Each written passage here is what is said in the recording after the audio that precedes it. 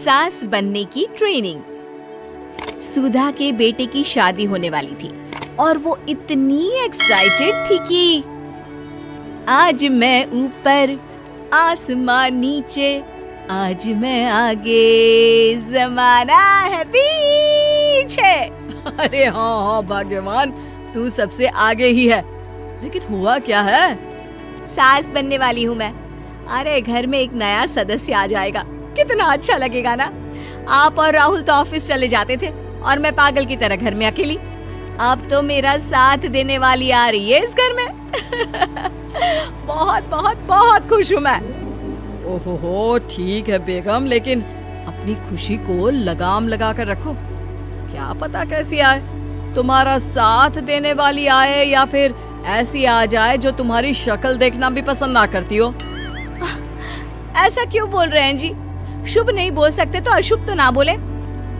अच्छा जल्दी से तैयार हो जाओ, चांदनी चौक जाना है शादी की शॉपिंग के लिए। हाँ हाँ, थोड़ी सुबह तो हो जाने दो, दुकानें बाजार खुल तो जाए। तुम सच में ना पागल हो गई हो बहू के आने की खुशी में। बेटा माँ की हरकतें देख रहा था। वो सारी बात फोन पर अपनी होने वाली बीवी राशि को बताता है। फिर पता है क्या हुआ? माँ ना सुबह 6 बजे ही पापा को चांदनी चौक जाने को कहने लगी। दूसरी तरफ राशि कहती है, अरे वाह, ये तो बहुत अच्छी बात है ना। सास इतना सोचने वाली मिल रही है, और क्या चाहिए। मैंने भी सोचा है मम्मी जी के साथ बहुत प्यार से रहूंगी, उनका ख्याल रखूंगी और प्यार करूंगी। राहुल भी खुश था। लेकिन बाजार में सुधा जी और उनके पति को एक अजीब सी दुकान दिखती है जिसके बाहर लिखा होता है, हमारे यहाँ सास बनने की ट्रेनिंग दी जाती है। ये देखिए जरा, लग रहा है आजकल के लोगों को कोई काम नहीं है। अरे सास बनने की भी ट्रेनिंग होती है क्या? दुकान के सामने एक पिंजरा था, उसमें एक तोता बंद था। सुधा की बात सुनकर तोता बोल पड़ता है, अरे नादान औरत, अगर सास सही तो पूरा घर सही रहता है, परिवार बंधा रहता है और आने वाली जनरेशन संस्कारी होती है। लेकिन तू क्या समझेगी? जा जा आगे जा। ओए, तोते बड़ा बोल रहा है, क्यों आगे जाऊं? मैं नहीं जा रही। देखा देखा, तेरे जैसी औरत को तो सास बनने की ट्रेनिंग लेनी ही चाहिए। निकाल 1000 रुपये और जान दर, नहीं तो पूरी जिंदगी रोती रहेगी। सुधा को तोते की बात में दम लगता है। ए जी, निकालो ना जरा 1000 रुपए। अरे पागल हो क्या? जानवर की बात में आ रही हो? किस पागल आदमी की सुन रही हो, जिसे ये भी नहीं पता कि तोता जानवर नहीं पक्षी होता है। चलो निकालो 1000 रुपये और अंदर जाकर सास के रूप में जीवन को सफल कर लो। हाँ जी, बात तो ये सही बोल रहा है। कहाँ मैं आपकी बात में आ रही हूँ? मैं तो अंदर जा रही हूँ, 1000 रुपये दीजिए। पति क्या करता, बीवी की आज्ञा सर आंखों पर। लेकिन जैसे ही सुधा अंदर जाती है, सामने कई औरतें पहले से ही बैठी होती हैं। मेरी पहली बहू के वक्त मैंने इतना नहीं सोचा था, और आज वो मेरे सर पर चढ़कर नाचती है। गुरुजी, कोई उपाय बताए। तभी गुरु की नजर सुधा पर पड़ती है और वो आंखें बंद कर लेता है। तू पहले भी मेरी दुकान के सामने से होकर गई थी ना, तब क्यों नहीं आई? औरत जो कि गुरु के साथ मिली हुई थी। महाराज, तब पता नहीं था कि सच में सास बनने की भी ट्रेनिंग लेनी होती है। लगा था घर में कोई सदस्य आ रहा है जो सारा दिन मेरे साथ रहेगी, लेकिन ऐसा तो कुछ भी नहीं हुआ गुरुजी। चल फिर पैकेज लेकर 20,000 वाला कल से आ जाना। जी महाराज, गुरुजी की जय हो। वो औरत भी सुधा को देखती है और कहती है, सही जगह आई हो बहन। 10-20 हजार का मुंह नहीं देखना भाई, बस घर बस जाए तो सोचो गंगा नहा ली। बहुत कमा लेंगे अगर परिवार एक रहा, नहीं तो बुढ़ापा वृद्धाश्रम में बिताओ। सुधा डर जाती है। वो गुरु के पास जाती है और उन्हें पैसे देती है। देखो, एक मंत्र गांठ बांध लो कि कभी भी बहू को बेटी ना समझना। जितना दबाकर पहले दिन से रखोगी, धीरे धीरे प्यार दोगी तो मान रखेगी, नहीं तो। ना जी ना गुरुजी, समझ गई। अरे भला हो भगवान का जो आपसे मिला दिया, नहीं तो मैं। हाँ हाँ, आगे बढ़ते जाए, पीछे और भी लोग हैं, सबको मौका दे।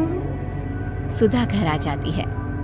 राशि शादी करके घर आती है तो दिमाग में सास की वही छवि होती है जो राहुल ने दिखाई थी। देखो राशि, मैंने काम वाली हटा दी है। वो क्या है ना, 2000 महीने लेती थी, यानी कि 24,000 साल का, और 5 साल में उसे जोड़ो तो 1,20,000 रुपए। माँ जी, और 10 साल जोड़े तो? तभी राहुल आ जाता है। अरे बस बस, इतना मत जोड़ो, फिलहाल भूख लगी है, कुछ खाने को दो। अरे पर बर्तन तो गंदे हैं ना, काम वाली तो आई नहीं, फिर बर्तन कौन धोएगा? अरे कौन धोएगा मतलब? तू धोएगी? मैं?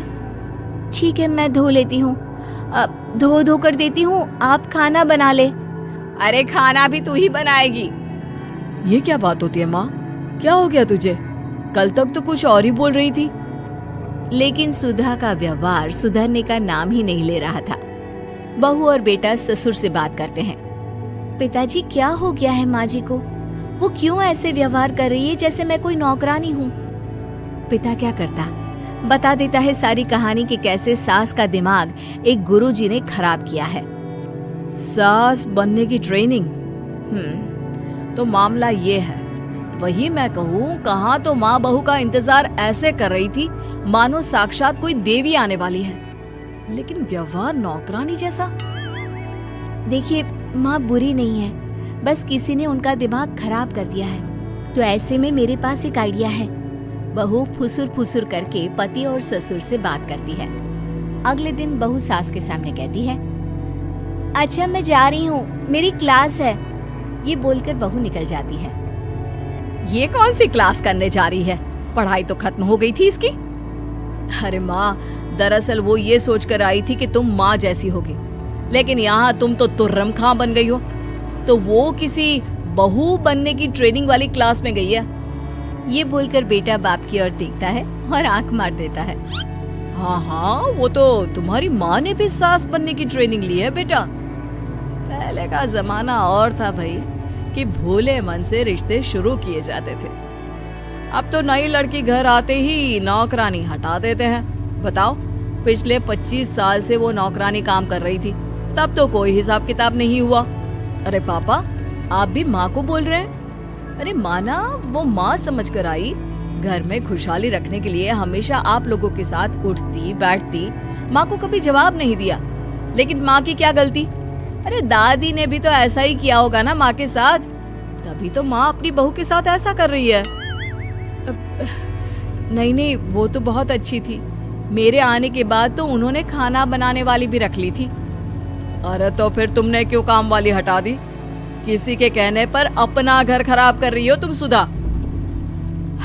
अब बहू भी गई है ट्रेनिंग लेने, पता नहीं क्या सीख कर आएगी। नहीं, मैं अभी जाकर उसे ले आती हूँ। तभी बहू वहाँ पर आ जाती है।